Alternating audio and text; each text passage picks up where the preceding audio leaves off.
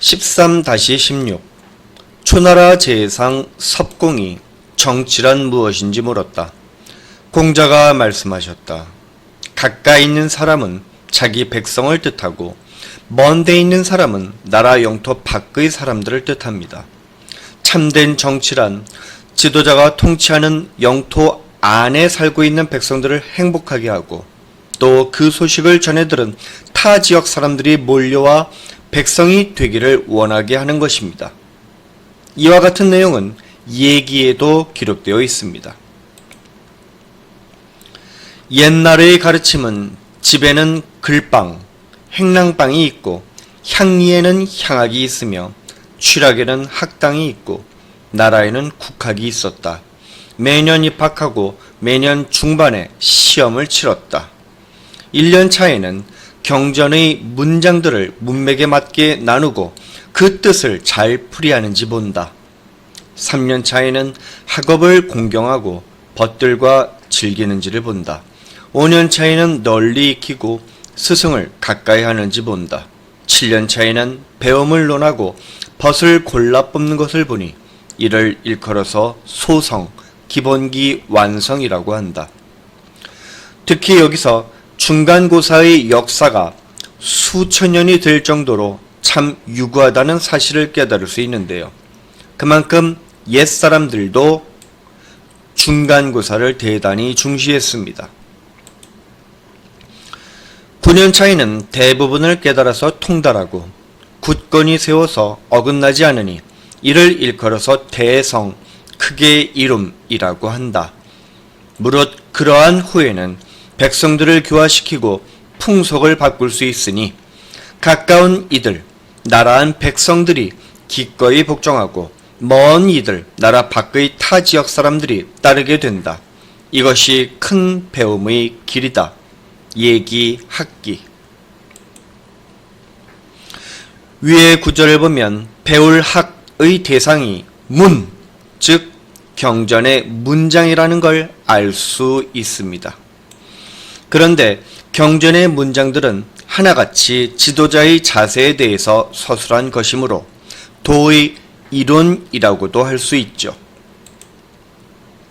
따라서 지도자가 도를 배워서 실천하면 먼저 나라 안 백성들이 복종하고 나라 밖 사람들이 몰려온다고 말한 겁니다. 자, 어때요? 얘기를 보면 정말로 논어의 짧은 구절을 길게 느려서 보다 이해하기 쉽게 설명하고 있죠. 그렇다면 문, 즉 경전의 문장들이 왜 도와 같은 뜻이 되는 걸까요? 문은 본래 사람 몸에 새긴 문신을 뜻했는데 후에 갑골이나 청동기에 글자를 새겼기 때문에 문자라는 뜻으로 확대된 것이죠. 그리고 이런 문자로 이루어진 책들인 시경이나 서경, 상서, 역경, 주역 등은 하나같이 지도자의 도리에 대해서 기록한 것이기 때문에 결국 문은 도의 이론이라고 할 수 있는 겁니다. 이제 상반된 사례를 통해서 이 구절의 뜻을 보다 명확하게 이해해 보기로 하죠. 한국의 국적포기 인구는 10년간 매년 평균 2만 명을 상회하고 있는데 이는 OECD 경제협력개발기구 가입국가 중 압도적인 1위 수치입니다. 2018년에는 3만 명을 돌파하기도 했죠. 그렇다면 어떤 위험이 기다리고 있을지도 모르는데 왜 사람들은 조국을 등지고 떠나는 걸까요? 국적 포기는 1. 국적 상실과 2. 국적 이탈로 나뉘는데 국적 상실은 외국 국적을 취득해서 자동적으로 한국 국적을 상실하는 경우이고 국적 이탈은 선천적인 복수 국적자가 법정기간 보통 18세 내에 외국 국적을 선택하는 경우죠. 그렇다면 이들은 왜 국적 포기를 선택하는 걸까요? 이유는 크게 세 가지를 들 수 있습니다. 1. 병역 기피 2. 저성장, 일자리 부족 3. 각박한 사회 현실과 과도한 경쟁. 조국은 쉬 떠날 수 있는 보금자리가 아닙니다. 위험을 무릅쓰고 떠나려는 이들의 마음을 헤아려야 합니다. 또 하나의 사례를 살펴봅시다. 2015년 터키의 한 해변에서 차가운 주검으로 발견된 시리아 난민 아동 3살배기 알란 쿠르디. 이 사건은 시리아 난민 이슈의 심각성을 전 세계에 알렸습니다. 그렇다면 왜 시리아 국민들은 이처럼 목숨을 걸고 조국을 탈출하려고 하는 걸까요? 2011년 범아랍권 민주화 운동인 아랍의 봄이 시작된 이래 2019년 기준으로 8년째 진행 중인 시리아 내전은 처음에는 바샤르 알아사드의 독재 정권에 반대하는 민주화 요구 시위로 시작되었습니다. 그는 2000년 아버지 하페즈 알아사드를 이어서 대통령이 된 인물로 자기를 반대하는 언론인과 운동가들을 체포하고 탄압하는 공포 정치를 폈습니다. 하지만 민주화 요구 시위는 점차 이슬람교 종파인 수니파와 시아파 간의 다툼으로 변했고, 나아가 이를 둘러싼 아랍 국가들의 이해관계 및 IS, 심지어 러시아와 미국까지 개입함으로써 이제는 비단 한 나라의 국내 정치 문제가 아닌 종교 그리고 이념을 둘러싼 외교 대리전의 성격까지 띠게 되었습니다. 이 내전으로 시리아 국민 수십만 명이 목숨을 잃었는데, 문제는 학교와 병원 등 국가 기반 시설이 대부분 파괴되었다는 거죠. 생존자 70%가 식수 부족으로 고통받고 건물도 모두 붕괴되어 겨울에도 얇은 천막에서 잠을 청해야 합니다. 설상가상으로 아동을 대상으로 하는 성범죄와 노동 착취까지 난무합니다. 이런 상황에서도 조국을 등지지 않을 수 있을까요? 1-1-3 지도자는 남에게 칭찬을 받거나 보여주려고 하는 것이 아니라 자기 자신을 위해서 삼가 부단히 도를 닦아야 하는 것이다. 따라서 설령 자신이 이처럼 부단히 노력하여 통치를 잘하고 있음을 백성들이 알아주지 않아도 화를 내거나 속상해하지 않으면 이야말로 또한 참된 지도자인 군자가 아니겠는가. 지도자가 도를 배워서 실천하면 나라가 평안해지고 백성들은 행복하게 지냅니다. 그런데 백성들은 자신이 누리는 행복한 삶을 누구 덕분이라고 생각할까요? 위대하신 우리 지도자 덕분입니다. 라고 눈물을 흘리며 감격할까요? 이와 관련하여 다음 기록을 살펴보겠습니다. 요 임금이 세상을 다스린 지 50년째 되던 해, 세상이 잘 다스려지는지 다스려지지 않는지, 백성들이 자기를 원하는지 원하지 않는지 도무지 알 수가 없었다. 그래서 조정의 좌우 인물들에게 물었으나 알지 못하고, 조정 바깥으로 물었으나 알지 못했으며, 제야에 물었으나 역시 알지 못했다. 그래서 요 임금이 변장을 하고는 큰 거리로 나가니 마침 동요가 들렸다. 우리 많은 백성을 일으킴에 그대의 지극함이 아닌 것이 없네. 우리가 알지 못하는 사이에 임금의 법을 따르네.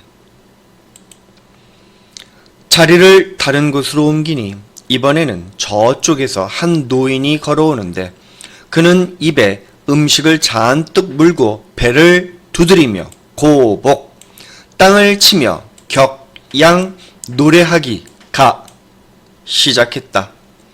해가 뜨면 일하고 해가 지면 집에 돌아가 쉬며 목이 마르면 우물을 파서 마시고 배가 고프면 밭을 갈아서 먹으니 임금이 나에게 해준 게 뭔가? 18사략 5제. 위에서 소개한 기록은 저명한 고복 격양가인데 이처럼 요임금은 지도자로서 백성들을 위해 부단히 노력하였지만 백성들이 그 노고를 알아주지 않아도 개의치 않고 오히려 크게 기뻐하였다고 합니다. 이제 여기서 성인과 군자에 대해 짚고 넘어가겠습니다. 다음 구절을 보시죠. 군자는 중용에 의지하여 세상을 피하고 사람들이 자기를 알아주지 않더라도 후회하지 않아야 하는데 사실 이는 오로지 성인만이 이룰 수 있는 경지이다. 예기, 중용. 이 구절의 맥락을 살피면 언뜻 보기에도 성인이 군자보다 한 단계 더 높은 경지에 있는 것처럼 보이죠?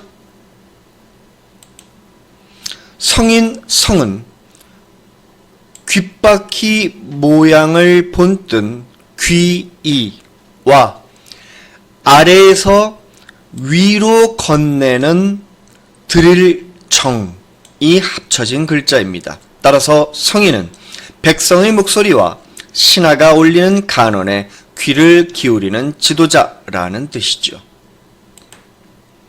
반면 임금군은 오른손으로 하나를 움켜쥐고 입으로 명령하는 사람이라는 뜻입니다. 특히 하나란 사리사욕을 탐하지 않고 오로지 나라와 백성의 안위에만 전념하는 자세를 뜻합니다. 특히 성인은 그 누구한테도 도를 배우지 않았지만 스스로 깨달아 몸소 실천한 대동사회의 지도자를 뜻하는데요.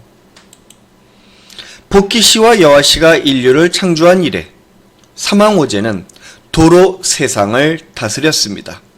다시 말해서 우리가 사는 이 세상은 인류의 시작부터 대동사회였던 거죠. 마치 서양의 에덴 동산 개념처럼 말입니다. 그런데 인류를 창조하자마자 바로 도로 세상을 다스렸다는 건 복희씨와 여하씨 이전에 이미 도가 존재했다는 걸 의미합니다. 더군다나 복희씨와 여하씨에게 도를 가르친 존재는 없었으므로 그들은 스스로 도를 깨달아 몸소 실천한 인물이 되는 겁니다. 반면 군자는 후천적으로 성인의 도를 배우고 익혀서 실천하려 애쓴 소강사회의 지도자를 뜻하지요. 그래서 예기에서도 군자는 남이 알아주지 않아도 서운해하지 않아야 하지만 사실 이는 성인이나 도달할 수 있는 경지라고 말한 겁니다. 공자는 참된 지도자인 군자란 백성들이 자기를 알아주기를 바라기보다 오히려 자신의 허물을 고치고 덕을 닦는 데 부단히 힘쓰는 인물이라고 강조합니다. 이처럼 논어의 첫 구절이 말하고자 한 바는 지도자란 과연 어떤 자세로 나란 일에 임해야 하는가에 관한 것입니다. 따라서 논어는 바로 리더십에 대해서 상세히 설명한 지도자의 지침서, 즉 정치 서적이 됩니다. 앞에서 논어는 먼저 결론을 제시하고 이어서 그것이 사실임을 입증할 증거들을 나열하는 연역법으로 쓰였다고 했습니다. 그렇다면 이제부터는 소강사회의 지도자인 군자가 되기 위한 구체적인 방법에 대해서 설명하고 있겠죠? 지금부터 그 구체적인 강령들이 하나씩 드러납니다.